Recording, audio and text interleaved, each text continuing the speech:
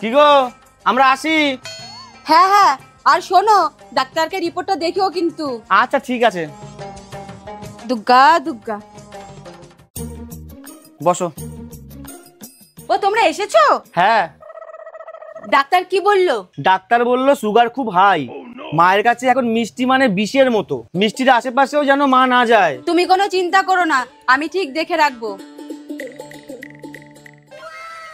মা, তোমাকে না ডাক্তার বলেছে মিষ্টি খেতে না? রাখো বলছি, রাখো।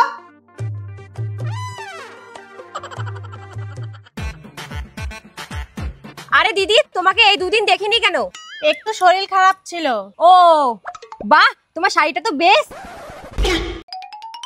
দিদি, আমার শাশুড়ির অনেক সুগার, উনার সামনে এরকম মিষ্টি মিষ্টি কথা বলবেন না তো। মা তুমি চলো তো। মা চা খাবে? না, আমি চিনি ছাড়া চা খাবো না। মা রুটি খেয়ে যাও।